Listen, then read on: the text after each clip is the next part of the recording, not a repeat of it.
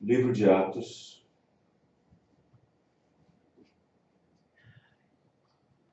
Atos, capítulo 5, versículo 32. E nós somos testemunhas acerca destas palavras. Nós e também o Espírito Santo que Deus deu àqueles que lhe obedecem.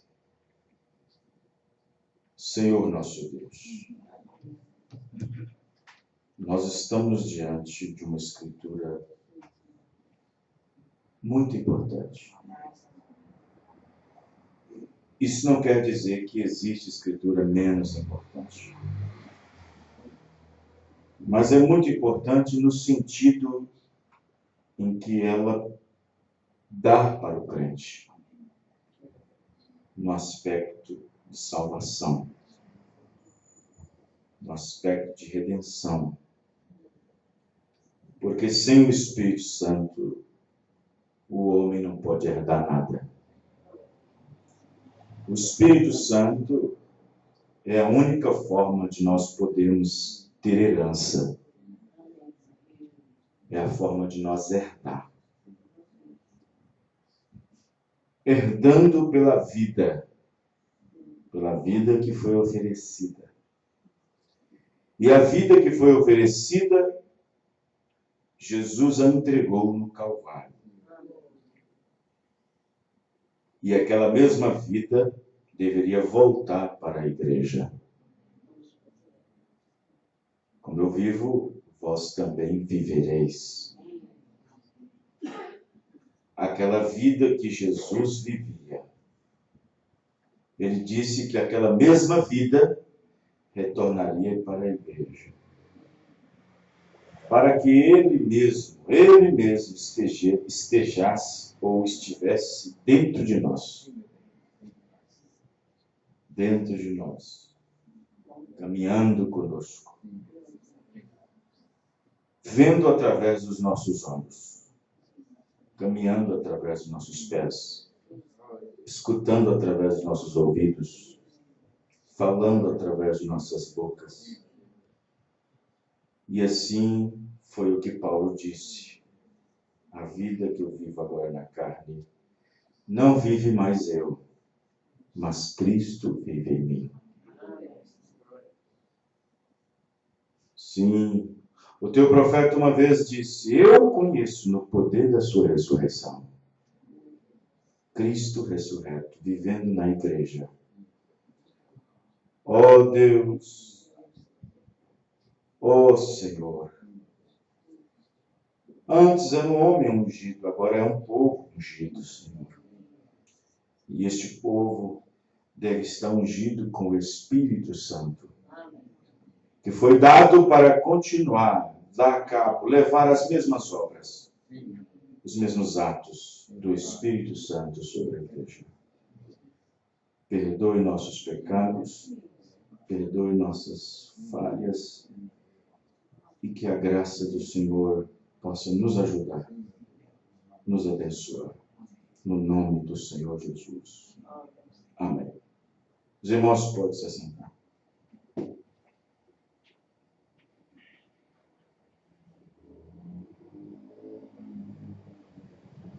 Aleluia. Tem um parágrafo aqui da mensagem, o sinal, que o profeta irmão Branham diz assim. Ora, eu estou falando sobre o sinal aplicado. O sinal aplicado. O interessante é que quando nós falamos de sinal ser aplicado,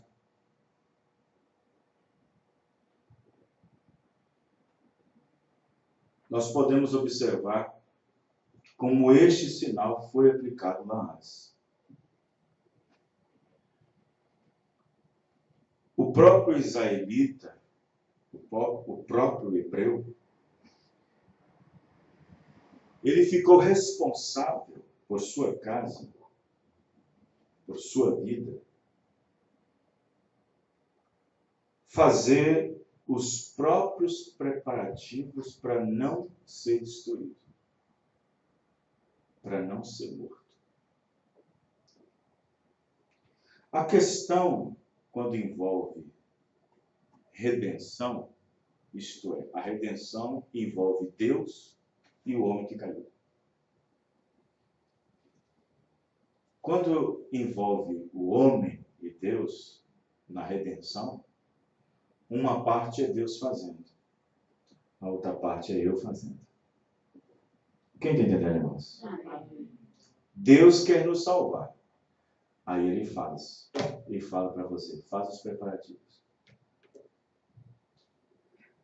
Deus disse para Israel que a morte passaria sobre todo o Egito naquela noite. Mas que eles deveriam fazer os preparativos. Se prepararem.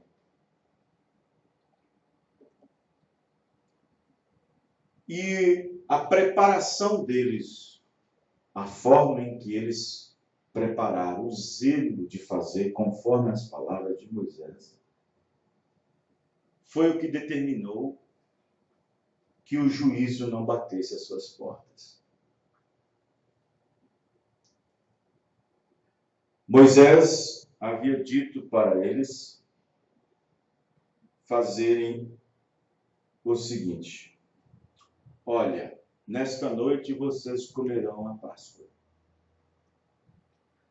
Essa Páscoa é para fazer um memorial. Nessa Páscoa vocês vão ter que trazer um cordeiro. Se a família for grande, traz 2. Vocês devem assar o cordeiro no fogo. Depois devem assar o pão. Entre esses, há também uma colheita. Vocês têm que colher, ir no campo, colher ervas amargosas e comer junto com o pão. Porque o pão fala da vida, que vocês vão acabar de ter da agora para frente. Mas as ervas é para vocês lembrarem do tempo amargo, das amarguras que vocês viveram aqui no Egito. Quem está entendendo, irmãos? Amém. Presta bem atenção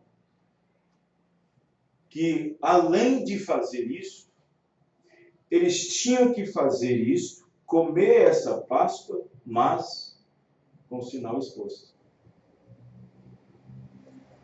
Eles aplicaram o sinal na verga da porta, o umbral mais alto, para que o Senhor pudesse ver.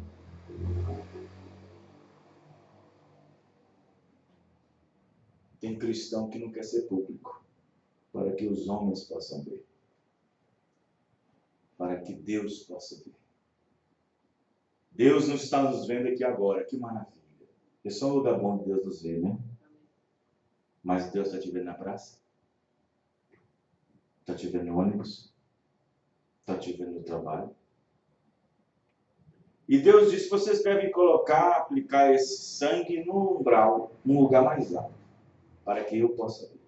E vendo eu o sangue, naquela noite eles deveriam preparar a Páscoa, como eu acabei de dizer para vocês. E eles comendo a Páscoa, comendo aquilo, comendo pão assado, cordeiro e as ervas amargosas, mas debaixo do sinal. Debaixo do sinal. Mas suponhamos que uma família, ou um crente, ou um hebreu, naquele tempo, chegasse a dizer assim: bom, não precisa nós expor o sangue. Não precisa nós expor o sangue. Agora eu pergunto, irmão, que sangue era aquele que eles expôs no umbral? Era o sangue de quê? Mas o cordeiro que eles matou estava comendo assado. Estava comendo lá dentro. Quem está entendendo, irmãos? Amém. Não era outro cordeiro, não. O cordeiro que eles mataram e pegou o sangue e passou no umbral da porta, era o mesmo cordeiro que estava comendo lá dentro. Quem está entendendo? Amém. Era o mesmo cordeiro. Mas suponhamos que alguém falasse assim: bom, já matamos o cordeiro e aqui está o sangue, vamos pôr o sangue. Mas nesta noite nós não vamos comer ervas amargosas e nem pão assado. Só o sangue está bom. Haveria libertação para aquela casa, não? Tem gente que só preocupa em receber o Espírito Santo para falar língua, para profetizar, para expulsar demônio, para ter poder. Mas não se preocupa com outras coisas. E tem outros que se preocupam apenas em fazer as coisas e nunca de obter o Espírito Santo para obter poder. E, no entanto, essa engrenagem, tanto o sangue sendo exposto, o cordeiro sendo comido, o pão sendo assado e as ervas sendo comidas, tudo isso estava em harmonia com o que Deus disse a Moisés para que pudesse fazer. Amém, irmãos? E depois que Israel saiu do Egito e tudo, depois que veio a lei, Deus disse: a maldição é uma coisa e a bênção é outra coisa. Se você observar a bênção e a maldição é a inversão da bênção que não seja obedecida. A bênção será que, se ouvindo as minhas palavras e executar e praticar, essa é a bênção. Amém, irmãos? Amém. A maldição é ouvindo as palavras minhas e não praticando, não fazendo. Essa é a maldição. Jesus disse quando estava na terra: quem crê em mim? Não foi assim que ele falou? Quem crê em mim tem a vida eterna. Mas aí você fala: não, mas não foi assim que ele falou, pastor. Não foi assim que ele falou. Ele disse: aquele que recebe, aquele que me enviou, tem vida eterna. Mas ele é o que tem vida eterna. Mas como é que pode? Aquele que ouve as minhas palavras e crê naquele que me enviou, tem vida eterna. Aí você tem com a mente, você sabe que Jesus é Deus, você não quer, você quer implicar com as Escrituras. Mas se ele é Deus, por que tem que falar aquele que ouve as minhas palavras e depois crê naquele que me ouve? Eu não tenho que crer nas palavras dele para ter vida eterna? É a revelação que te traz isso, amém, irmãos? A revelação é a garantia do nosso entendimento estar aberto. E quando o nosso entendimento está aberto, não precisa fazer pergunta. Quando o entendimento é aberto, as perguntas são anuladas. As perguntas são anuladas. E a Bíblia não diz que nenhum hebreu naquela noite fez ao contrário. Fez exatamente o que Moisés disse. O profeta chega até a ilustrar que naquela noite, quando o anjo passava, quando o próprio Deus, o anjo, passava sobre o Egito e feria de morte as pessoas ali que não estavam debaixo do sinal, que não estavam guardados sob a proteção do sinal. O profeta faz até uma ilustração de uma família lá dentro de casa, na mesa, comendo a Páscoa. Um garotinho chegava e dizia: papai, esse grito eu conheço. Esse choro eu conheço, papai. O papai respondia: sim, filho, é daquele amiguinho seu que você sempre brincava com ele na rua. Mas papai, por que há choro na casa deles? É porque o filho deles, que é o mais velho, que brinca com você, acabou de morrer. Por isso que você está vendo essa gritaria toda. Porque o filho mais velho, daquele que você brincava, acabou de morrer. Mas papai, por que ele morreu? Por quê? Porque, meu filho, nós somos filhos da promessa. E Deus nos prometeu um libertador. E ele já veio. E ele está aqui. E nos deu instruções para que quando nós saíssemos daqui, fizéssemos exatamente o que ele dissesse conforme Deus havia dito. Esse menininho que você brincava, que não tem nada a ver, que está tudo ok, a criança também, mas só que ele não servia e não conhecia o nosso Deus. Portanto, eles não fazem parte da promessa. Portanto, esse amiguinho seu, você nunca mais o verá outra vez. Então, quer dizer, papai, que eles estão morrendo porque não estão debaixo da promessa? Sim, meu filho. Eles estão morrendo porque não estão. E é por isso que eu não morri, papai? Sim, você é meu garoto, você é o mais velho. Amém, irmãos? Mas se o papai não fizesse o que Deus disse para fazer, você estaria morto e eu estaria lamentando agora. Então nós estamos protegidos, papai? Estamos protegidos. Amém, irmãos? Sim. Um filho foi poupado porque o pai obedeceu a Deus. A família obedeceu a Deus.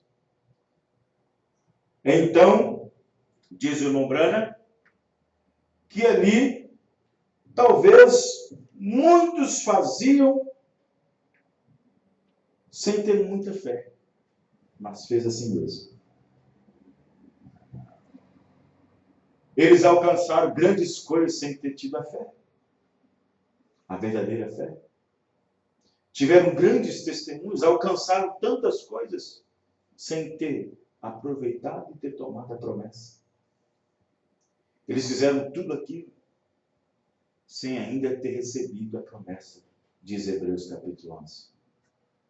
Fizeram grandes coisas. Grandes coisas. Vamos ver? Abre suas Bíblias. No capítulo 11 de Hebreus, você vai ver que eles fizeram grandes coisas, alcançaram coisas. Fecharam as bocas dos leões. O fogo não consumiu. Eles conquistaram reinos. Hebreus, capítulo 11. 11.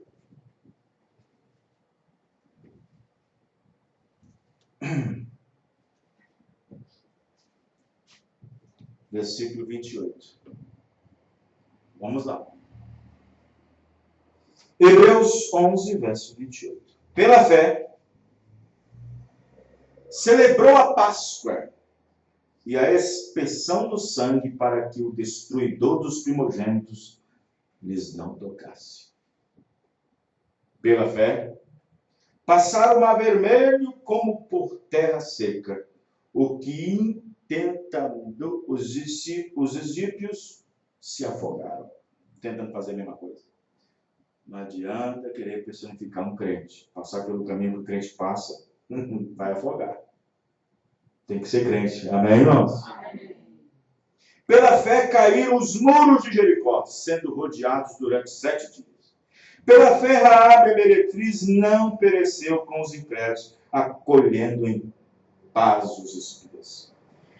Em que mais direi? Mais testemunho?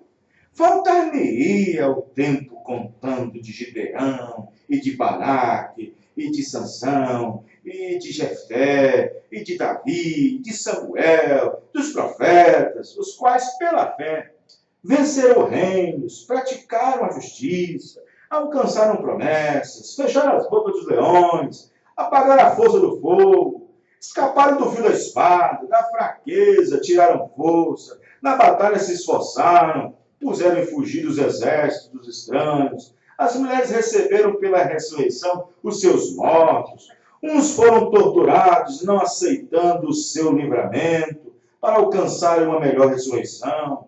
E outros experimentaram escarros, açoites, até cadeias e prisões. Foram apedrejados, serrados, tentados, mortos ao fio da espada. andaram vestidos de peles de ovelha e de cabras, desamparados, aflitos e maltratados, homens dos quais o mundo não era digno de tê-los, errantes pelos desertos, caminhantes e montes e pelas covas e cavernas da terra. E todos estes, tendo tido testemunho pela fé, não alcançaram a promessa. Os irmãos entenderam, irmãos? Não alcançaram a promessa. Qual é a promessa? Que promessa é essa? A promessa de que Deus moraria dentro do homem. Quem entendeu, irmãos? O Espírito Santo. Deus sobre eles alcançaram muitas promessas. Mas Deus em nós é uma promessa grande. Amém, irmão? Esse era o grande mistério de Deus revelado. Esse era o tríplice propósito de Deus. Primeiro fazer-se conhecido, depois tornar-se conhecido, e depois de ser conhecido, morar naquele que conheceu. Amém, irmão? Jesus não vai morar em ninguém que não conheceu. Jesus não anda morando em quem não conhece. Estes todos tido testemunho pela fé, pela revelação, não alcançaram a promessa, provendo Deus alguma coisa melhor. Amém, irmãos? A nosso respeito, os gentios, para que eles sem nós não fossem aperfeiçoados. Amém? Os irmãos estão entendendo? Isso é Paulo escrevendo aos Hebreus. Os irmãos entendendo? Quer que eu fale uma coisa? Os judeus sem gentios não podem ser aperfeiçoados. Os judeus são aperfeiçoados pelos gentios. Mas para os gentios, a salvação vem dos judeus. Amém, irmãos? Aleluia! Irmão, Deus fez a promessa para um judeu, mas Deus estava sempre de olho no gentio. Amém? Quer que eu dou exemplos? Não, vamos mais longe. Vamos mais longe que isso. José casou com quem? E ela se tornou o quê? Ela se tornou o quê? O que ela se tornou? Ela se tornou como se fosse uma rainha, porque debaixo do Egito, depois de Faraó, era José. Correto, irmão? Boaz representa quem? Jesus. E quem foi a esposa de Boaz? Uma gente. Quem é essa gentia? Ruth. Correto, irmão? Vocês estão entendendo? A linhagem de Jesus veio por quem? Quem? Raab. Por que Raab? Uma gentia. Deus tinha dado a promessa aos judeus, na verdade, aos israelitas, mas ele estava de olho na gentia. Amém, irmão? Por isso que os judeus sem os gentios não são aperfeiçoados, mas a salvação para os gentios vem dos judeus. Amém, irmão? E a esposa de Jesus Cristo vai ser quem? Vai ser quem? Uma judia ou uma gentia? Vai ser a igreja judia ou a igreja gentia? A gentílica. Os irmãos entenderam, irmãos? E Deus vai colocar os judeus como criados, como servos, como eunucos, para atender a gentílica, para atender a sua esposa gentia. Amém? Amém. Cumpre-se o que Paulo diz, provendo uma coisa melhor para nós. Amém, irmão? Por isso, não passa nem um pouquinho de inveja de você ser um gentil e de um judeu. O judeu pode ter religião do dedo da unha até o fio de cabelo do pé. Mas você não tem nenhuma invejinha dele. Porque você é um gentio. Você é uma gentia. E Deus escolheu um gentio para ser sua esposa. Amém, irmão? Amém? Amém? Eles têm lugares históricos, lindos, na história, na Bíblia. E Deus veio nas cercanias do mundo, lá nos confins da terra, e veio buscar você. Amém, irmão?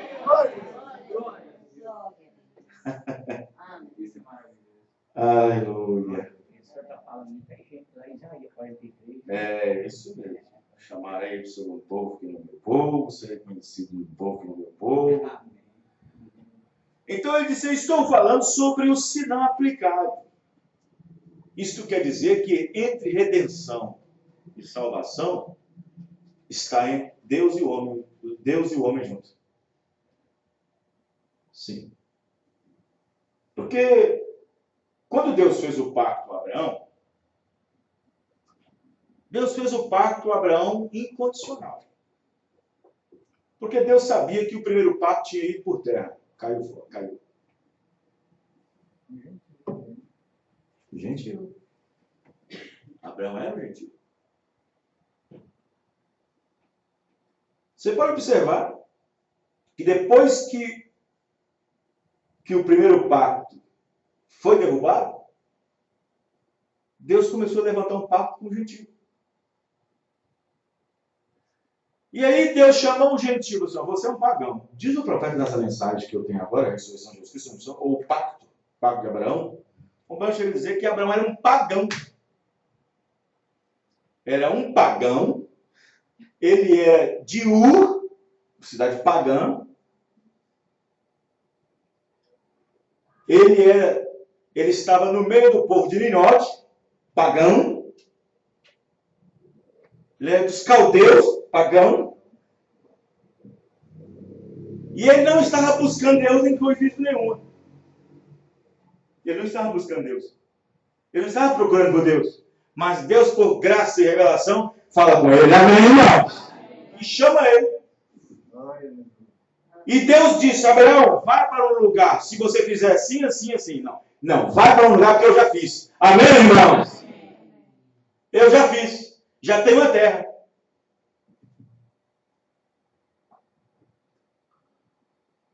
Aí você fala assim, mas pastor, se o pacto é incondicional, sem condições, por que Deus disse para ele lá na frente, anda na minha presença é perfeito?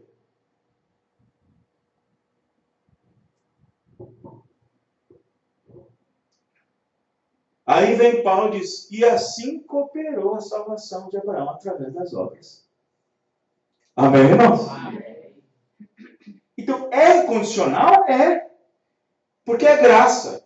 Isso quer dizer que Deus não colocou a lei na sua frente, ele colocou a graça na sua frente. Mas isso não quer dizer que, debaixo dessa graça, deste pacto incondicional, que você não tenha que fazer alguma obra. Você está entendendo? Porque as obras feitas debaixo da graça é a lei da palavra sendo obedecida. Aí vem Atos 5:32. Que Deus dá o Espírito Santo para aqueles que lhe... Você entendeu agora, irmãos? Compreendeu isso? Então, observe que os preparativos foram feitos. Os preparativos foram feitos. E eles fizeram conforme a palavra, conforme Deus havia dito para Moisés. E eles, então, fizeram conforme as palavras de Moisés. E fazendo conforme as palavras de Moisés, ordenadas por Deus, de acordo com o que Deus disse, Deus tinha que velar pela sua palavra. Vigiar por ela para fazer cumprir. E não tem como Deus fazer nada no sentido da obediência, ou seja, não tem como Deus retroceder se você fizer tudo certo. Quem entendeu, irmãos? Porque ele não é injusto. Não tem como você obedecer toda a palavra e não te dar nada. Não tinha como eles fazer tudo certo no Egito e Deus ficar parado sem fazer nada. E aí você vem e fala assim, mas pastor, existem paradoxos demais na Bíblia. Porque houve homens santos nessa Bíblia, como a Bíblia diz, cerrados ao meio, no fogo, e estiveram fazendo tudo certo e Deus não fez nada. Os irmãos estão entendendo? Vocês estão compreendendo? Só que aí as pessoas têm que entender. Tem que entender. Porque quando o homem cumpre o propósito de Deus na terra, o que vai apanhar o homem no final é a morte. Não é porque Paulo obedeceu a Deus em tudo, e não deixou faltar nenhum conselho, é que Deus vai parar a guilhotina. Não. Chegou o momento da morte pegar ele. E a morte ali era apenas uma carona para Paulo chegar até o céu. Quem entendeu, irmãos? Morte para cristão cheio do Espírito Santo é apenas uma carona. Diz o profeta, é uma carruagem. Amém, irmão? Mas morte para quem não tem o Espírito Santo e não tem segurança eterna é um desespero quando ela está chegando. É um desespero. Porque é normal de qualquer ser humano, quando a morte bate em sua porta, é natural do ser humano ele ter algum tipo de atitude.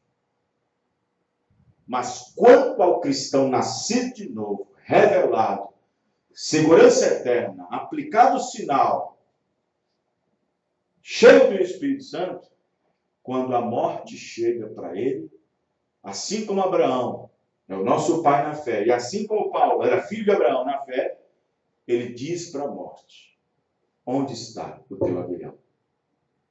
Na hora que a morte chegou para Jesus, ele orou, dizendo, se for possível, passa esse cálice. Na hora que a morte veio para Paulo, ele zombou da morte. Vocês entenderam agora, irmãos? Na hora que a morte veio para Jesus, na hora que a morte estava vindo, a Bíblia diz que a alma dele estava angustiada, como se alguém não tivesse o Espírito Santo, não tivesse segurança eterna. Aí você fala, naquele momento ele não tinha. Porque senão, por que ele foi parar no inferno? Porque ele foi parar no inferno. Você pensa que Jesus, na hora que ele morreu, foi parar no céu? Foi não. Ele foi parar lá no inferno. Por isso que a alma dele estava em angústia. Porque todos os pecados do mundo inteiro estavam sobre ele. Amém, irmão? Ele não tinha que carregar os pecados para o céu. Ele tinha que levar para o inferno. Por isso que o Espírito Santo, a unção que o regia, que o dirigia, o deixou no jardim do Getsemane. E então a sua alma começou a vir pecado de todo lado. Pecado do mundo inteiro. Na sua alma. E ele enchendo. E a alma dele, que nunca ficou angustiada, agora está angustiada. Que é um tipo da pessoa que vai ser colocado na mão de bandidos, na mão de pecadores, na mão de demônios, e depois de tudo isso vai para um lugar? Inferno. Quem está entendendo? E Jesus tinha que ir para pregar para as almas que estavam em prisão. E levar todo o nosso pecado e deixar lá embaixo e tomar da mão do diabo as chaves da morte e do inferno. Amém? Por isso que Jesus fica angustiado. Porque Paulo não estava carregando o pecado do mundo inteiro, mas Jesus estava. Amém, irmão? Por isso que Paulo zombou da morte. Mas Jesus zombou da morte antes disso. Antes disso, ele zombou da morte. Destrua esse templo e em 3 dias eu volto de novo. Amém, irmão? Destrua esse templo e em 3 dias eu volto outra vez e levanto outra vez. Ele estava falando do seu corpo. E depois zombou da morte, dizendo, tenho o poder para dar minha vida e tornar a trazer de novo. Aleluia. Ele fazia isso porque ele era o Cristo e Cristo estava ungido e Deus estava ungindo o Cristo. Mas quando o Cristo ungido saiu do corpo, a alma passou a angustiar-se. Porque o mundo estava vindo, os príncipes das trevas da vida. Jesus mesmo disse, está vindo aí um que eu odeio, não gosto muito dele. E ele vai me pegar. As trevas. As trevas, os príncipes das trevas estão vindo. E ele vai me levar lá para o lugar onde ele leva as pessoas que morrem sem Cristo, sem Deus. Presta atenção no que eu vou dizer, que é forte. Mas quem é revelado sabe do que eu vou falar. O profeta diz em várias mensagens que Jesus foi abandonado por Deus. E Jesus fez essa afirmação no jardim de Getsemane. Por que me desamparaste? Você sabe por que Jesus Cristo foi para o inferno? Porque mesmo sendo ungido, a unção saiu dele e ele foi para o inferno porque estava sem Deus.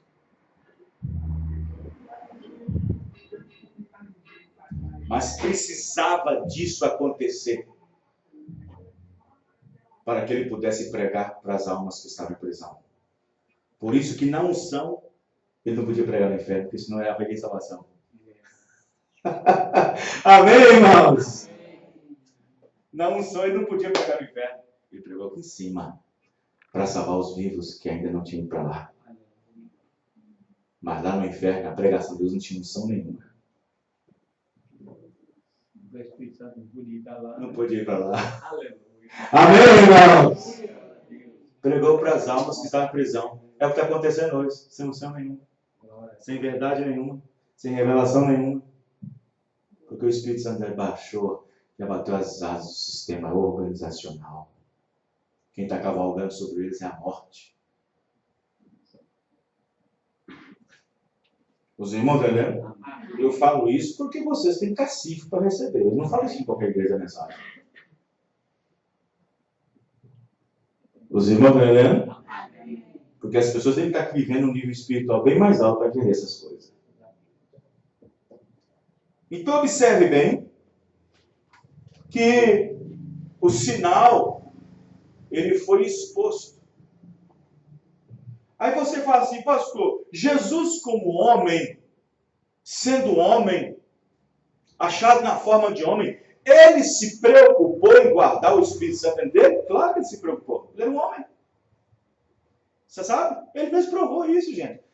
Jesus como um de nós, ele deu exemplo.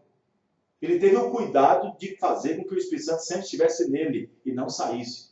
Como, pastor? Como? Sempre faço o que meu Pai agrada. Amém, irmão? Aleluia. Sempre faço a vontade do meu Pai. Ele se preocupou no Espírito Santo sair dele. Quem está entendendo, irmão?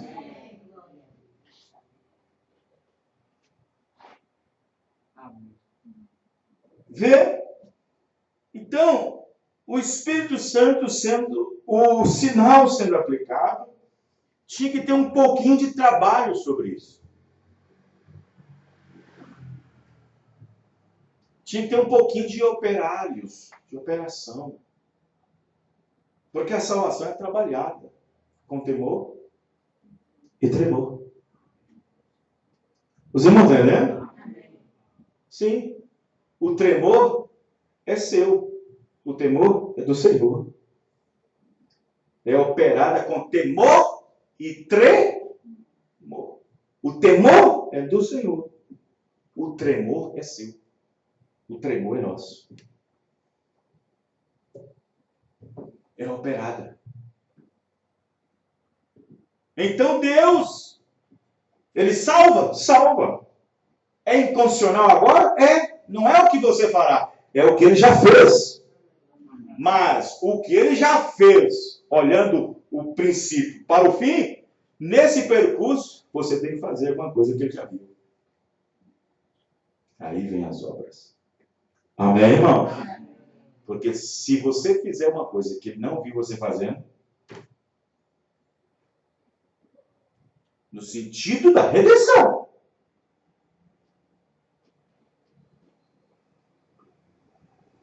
então, o profeta, irmão Brana, chega a dizer, imagine se você confiasse em Noé. Noé, tem 60 anos que você está pregando a mensagem. E agora nós caímos em si. Como é que nós fazemos? É só entrar na água. Você crê mesmo? Creio. Então eu com minha família, nós cremos também, tá, Noé? Então agora não vai ser uma família não, vai ser 2 famílias na água. E aí você agradece a Noé pela mensagem. Obrigado, Noé, pela mensagem. Muito obrigado, mas muito obrigado mesmo, Noé. Eu fico feliz. Demorou 60 anos, mas nossa família chegou. Aí você vai para dentro da arca. Aí Noé vai pregar para essa igrejinha. Mas você descobre depois de algumas mensagens que Noé pregou, que ele aumentou 2 ou 10 centímetros a janela que Deus tinha falado. Não adiantou o que você aceitou, você vai afundar. Porque você não fez o que Noé não fez o que Deus disse. Tinha que ser do jeito que Deus disse. Amém ou não? Noé, não é 60, não é 60, não é um corvo essa janela, Noé. Está escrito aqui, ó. Eu sei, mas tem nada. 100 anos da mensagem, daqui a pouco, andando no cavalo. Mas, que isso? Um corvo de um pouquinho, Deus não vai tomar conta, ele não vai tomar juízo disso. Um corvo de um pouquinho, um corvo é 66 centímetros. Se Noé colocasse 70, afundaria todo mundo. Vocês estão entendendo, irmãos? Afundaria todo mundo. Porque não tinha que ser 70, tinha que ser 66. Um corvo da janelinha lá em cima da água. Deus diz, faça conforme está dito. Tantos corvos de largura, tantos de altura, tantos de comprimento. Amém, irmão? Mas se ele diz, vou melhorar um pouquinho essa metragem. Aí pronto, é o que está acontecendo hoje em dia. Os irmãos estão entendendo? Aí você confia nas obras daquela igreja. Você confia naquele ministério. Você confia naquela grande obra daquele pregador. E de repente você vê ele mudando as coisinhas na Bíblia. As coisinhas. Está se perdendo. Vai afundar tudo. Mas não, qualquer família que entrasse na arca naquele dia poderia entrar tranquilo que Noé ficou do jeito que Deus falou. 120 anos mantendo a mesma coisa. Amém, irmão? Mantendo a mesma coisa, 120 anos.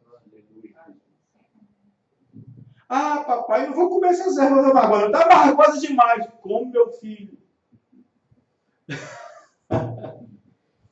Papai está amargoso demais. O que tem a ver, papai, esse negócio? Meu filho, não discute com Deus. O problema é que tem as pessoas que querem discutir com Deus. O problema é que as pessoas querem discutir com Deus. Ah, mas o que tem a mulher pregar? Mas o que tem ser missionária? O que tem ser pastora? O que tem ser batizado no Pai do Santo? O que tem andar de short? O que tem andar sem camisa? O que tem a mulher usar um brinquinho? O problema é que as pessoas querem argumentar com Deus. Com Deus não se argumenta. Com Deus tem que aceitar. Amém, irmão? Mesmo que aquilo pareça um paradoxo. Todos os filhos de Deus que aceitam Deus à primeira vista, eles vão encontrar com um Deus paradoxal. Mas depois tudo vai entendendo, amém, irmão? O que é um paradoxo? É uma coisa... o paradoxo quer dizer algo que parece ser estranho, parece ser inexplicável, que parece não ser a verdade, mas é a verdade. Então, todo filho de Deus que vem para Deus, ele vem corrigido. E isso ele encontra com um Deus paradoxal. Mas se ele permitir que o Espírito Santo vai trabalhando, esse paradoxo vai sendo entendido. Amém, irmão? Esse paradoxo vem sendo entendido, vai sendo aberto o entendimento. Ah, agora eu sei porque Deus fez isso. Agora eu entendi porque Deus falou isso. Agora eu compreendi. Amém, irmão? Os irmãos entendendo? Agora, já pensou se Deus não fala para Moisés? Ó, coma, vai no campo e pega ervas amargosas e come. Pronto, ponto final. E não explicasse por quê? Deus disse, vai lá, pega as ervas amargosas e come. Ponto. Para lembrar. Pronto, está explicado, amém, irmão? Está explicado. Mas se falar assim, vai lá e come erva amargosa, enche a pança. Não explica por que estou comendo. Mas só explicado, para vos lembrar do tempo da amargura que viveram aqui. Pronto, não precisa mais explicar nada. Não precisa ficar colocando o pai na parede. Mas pai, olha aqui, tem uma coisa melhor. Isso aqui pode ser trocado por um alface, menos amargoso.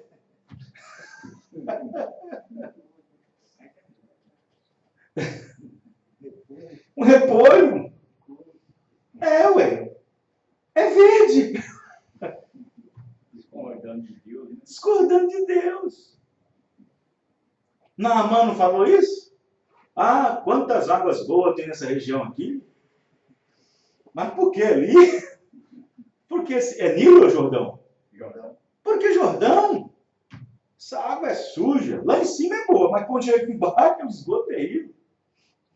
As latrinas eram caídas tudo embaixo para lavar. Dos reis, das rainhas. Suja a água. Contaminada. Mas eu, rei, eu, um chefe soldado aqui e tal, tenho grande posição com o rei. O general, né? Mas logo aqui, então tá bom, vou lá. Dá certo, tudo bem. Não sei porquê, mas tudo bem. Uma mergulhada. Agora sim. Tá satisfeito agora? Falta 6. 7 vezes, mais 7 vezes. 7 vezes e a lepra vai embora. 7 vezes a enfermidade vai embora. 7 vezes o problema vai embora. Mas por que 7 eras? É o que Deus quer, amém, irmão? Não importa. É 7 eras. Depois que as 7 eras passar, aí sim vem a purificação. A terra vai ser purificada. Aí você vai poder andar no milênio, amém, irmão? Mas enquanto isso, enquanto essa era continua, eles estão mergulhando no Jordão para tirar essa lepra, esse pecado, essa maledicência, essa desordem, esse linguajar torto, esse disse-me-disse. Vamos mergulhando. Amém, irmão? Pastor, mas tantas igrejas boas para ir, mas tem que ser aqui. Amém, irmão? Amém. Tantas igrejas confortáveis existem na cidade de Israel, na cidade de Betim. Tantas igrejas boas e confortáveis. Por que essa aqui? Foi que Deus escolheu, irmão. Amém? Então tem que ser aplicado, tem que ser trabalhado. Não? Se Naamã chegar 6 vezes, não seria curado. Não seria curado. Chegar 6 vezes, não seria curado. É paradoxal quando você encontra com Deus, mas depois dá um tempinho para ele que você vai entender. Foi um paradoxo quando Jesus Cristo disse: quem não comer da minha carne, beber meu sangue, não tem vida em vós mesmos. Isso foi um paradoxo na cabeça dos próprios discípulos. Mas eles não saíram ali, ó, formando grupinho, fazendo grupinho, formando grupinho. Eu acho que está ficando doido, eu acho que está ficando do jeito que a nossa outra está ficando mesmo. Não, isso, diz o profeta, ele ficou quieto, calado. Depois Jesus explicou. Amém? E se você pedir com jeitinho, Jesus explica. Só esperar o tempo certo. Deixa o culto terminar, deixa a multidão mista ir embora, deixa Jesus ficar só com você no seu quarto, sozinho com você, como ele ficou sozinho com você. Senhor, já que todo mundo foi embora, explica as palavras da semente. Amém, irmão? Amém?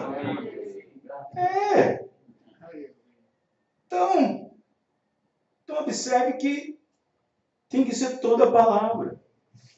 Tem que ser toda a palavra.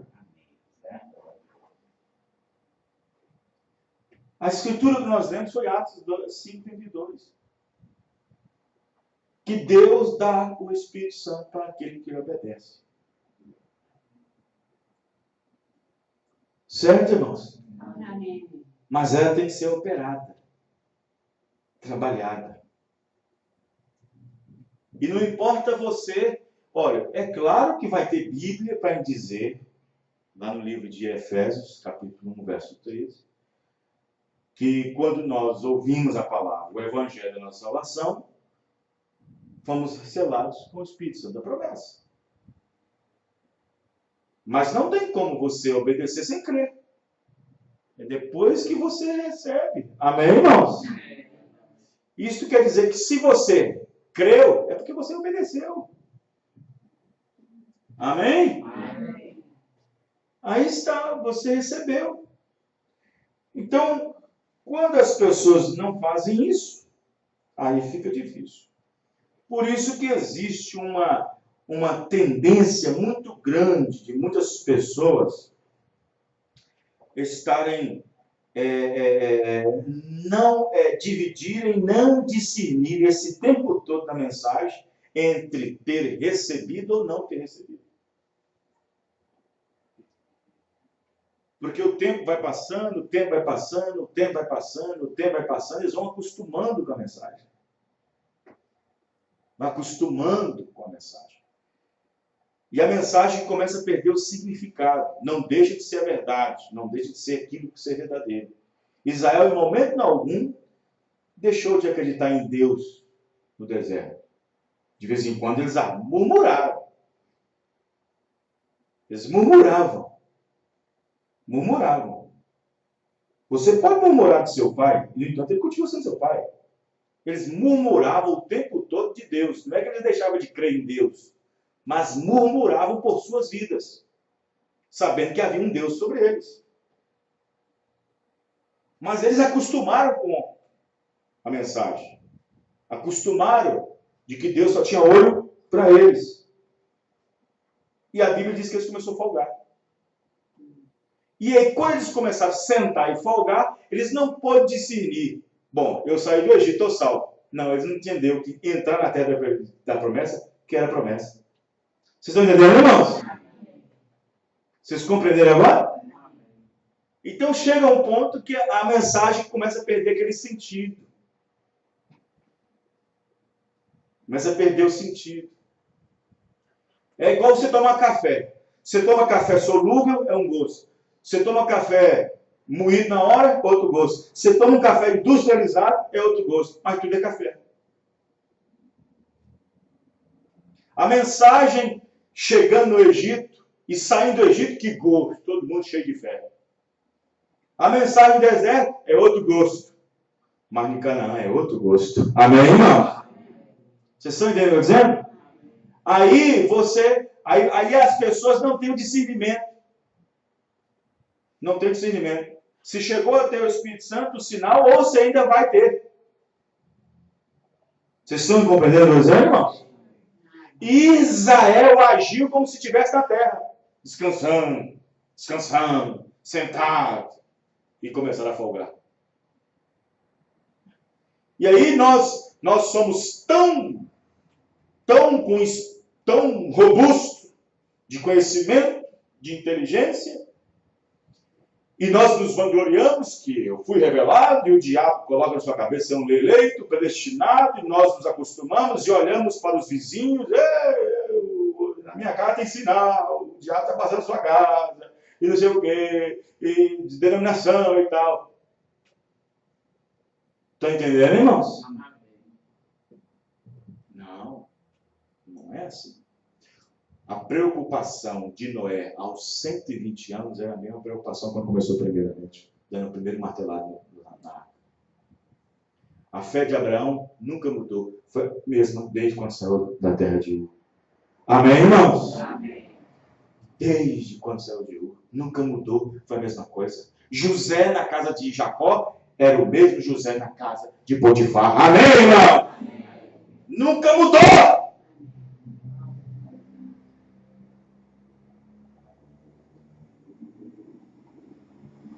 Jesus nunca mudou desde que começou o ministério. Paulo jamais. William Branham jamais. Houve uns deslizes. mas não deslize na fé. Houve deslize humano, mas não deslize na fé. E Israel no Egito, saindo do Egito, não é tanto humano como na fé. E, no entanto, diz o Mombrana, que o sinal, ele deve ser exposto. Exposto. Você pode observar, um judeu, em qualquer lugar que ele vai, ele mostra que ele é um judeu. Não precisa alguém dizer, é um judeu. Não, a vida que ele vive, a maneira que ele se veste, fala que ele é um judeu. Amém, irmãos? E cristão hoje não. Eu não sei, aquela mulher está cabelo muito curto. Acho que está com uma trajezinha. Não sei, aquele rapaz ali andando nu, sem camisa. Não dá para entender se é ou não é. Mas um judeu, quando vê, você sabe que é um judeu. Quem entendeu, irmãos?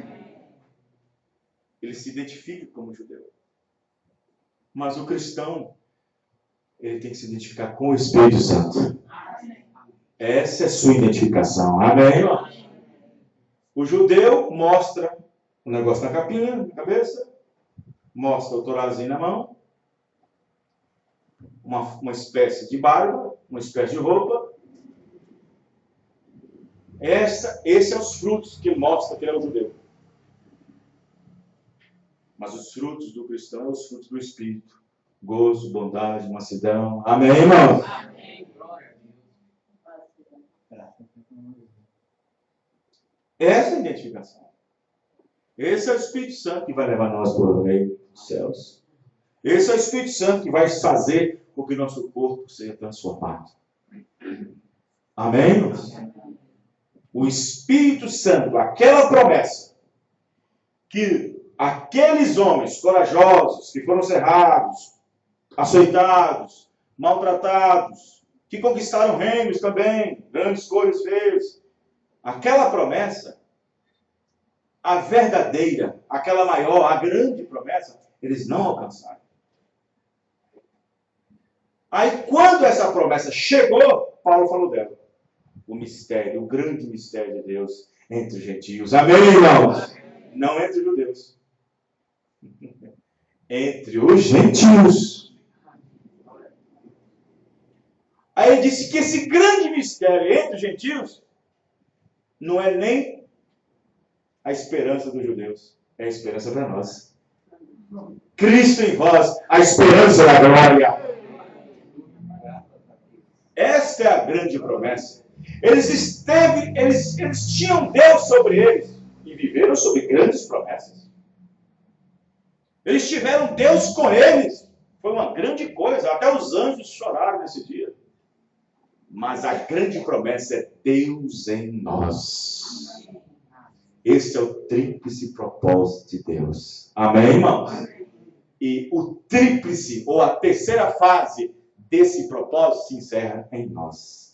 Quando Cristo vive dentro de nós. Não sobre nós e nem por nós, mas dentro de nós agora. Este é o grande mistério dos gentios. Amém, irmão? Vocês estão entendendo? Este é o grande mistério. Este é o grande mistério.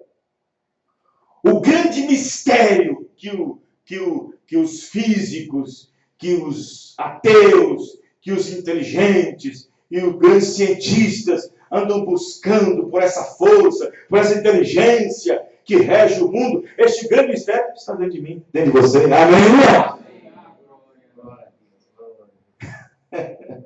Esse grande mistério que o mundo anda procurando e que acha ser grande mistério, já foi revelado.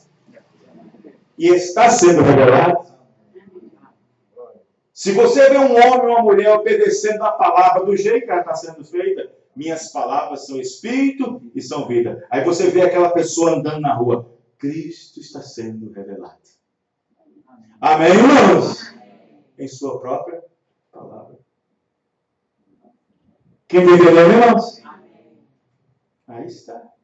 Não é mais um Messias. São pequenos. Amém? Não é mais o Messias. São pequenos Messias. Não é mais um ungido. É um povo ungido. Não é mais um Deus sobre nós. E nem um Deus por nós. Mas é Deus em nós. Amém, irmãos? Essa é a promessa que eles não avançaram. Mas nós estamos aqui para obedecer a palavra. E quando ela for obedecida, Deus está ciente de que tem que cumprir sua palavra. Amém. Amém, irmãos? Vocês estão entendendo, irmãos? Deus vela pela sua palavra para fazer cumpri-la. E o profeta disse que quando você cumpre a palavra, não tem como retroceder atrás, porque ele não pode ir contra si mesmo. Amém? Amém. Então, nós somos ensinados. Por isso que o batismo do Espírito Santo não é uma coisa que tem que se jogar para as pessoas. Ei, pega, vai pegando. Não, não é assim. Diz o profeta, o batismo do Espírito Santo deve ser ensinado. Como está sendo ensinado nessa noite. Amém, irmão?